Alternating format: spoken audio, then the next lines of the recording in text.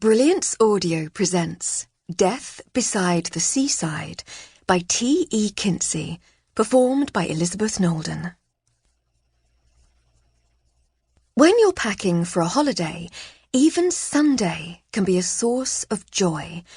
I've never been overly fond of Sundays, and I usually try to put off getting up to face the day until the last possible moment. But this Sunday, we were preparing for a week away, and I was up and doing long before my usual hour. The local birds were still mid-chorus by the time I had the range lit and the kettle on.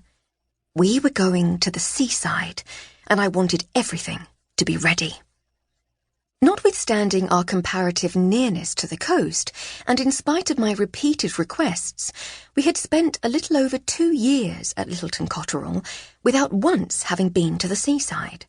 At least twice a month I suggested that we should jump into the motor car and see the sea.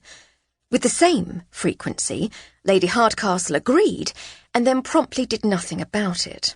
When challenged about this inaction in the winter, she would say, "I know I said we should, but don't you think it's just a little too cold?"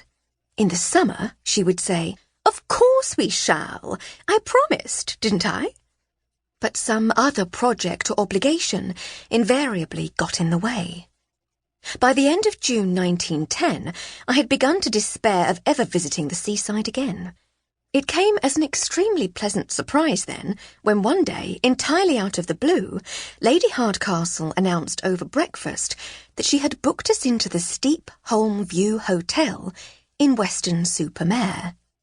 "I know it's only Weston, and that we should probably be going somewhere scenic in Devon or Dorset, but the hotel itself comes highly recommended." "By whom?" I said. "Gertie Farley Stroud," she said. "I asked her if she knew anywhere fun to stay in Weston, and she came up with a few places. Then she called me back later in the day and said that we absolutely had to stay at the Steep Holm View. It seems someone had just recommended it to her.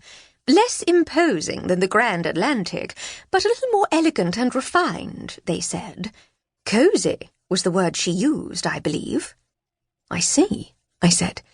"Will there be toffee apples, cockles, sticks of rock with Weston-super-Mare written all the way through?" She laughed. "There might well be, although I think sticks of rock are more of a northern thing, aren't they? Blackpool and the like. There will almost certainly be brass bands, though, as well as at least one orchestra, and probably a Pierrot show.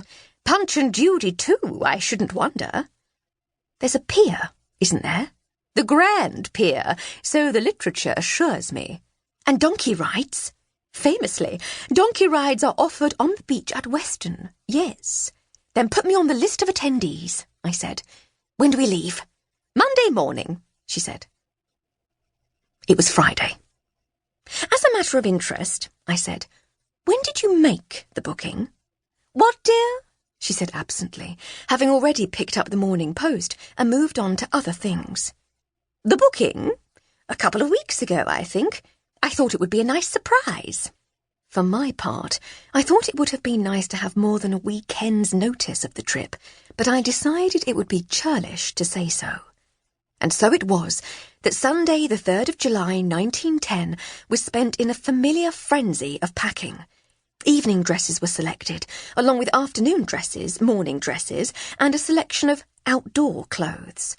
The summer weather had been grey and unseasonably cool thus far, and the newspapers glumly predicted that this would continue for the foreseeable future. That the future, foreseen by the weather forecasters at the Met Office, seldom stretched beyond the coming 24 hours, didn't stop the newspapers bemoaning another lost summer.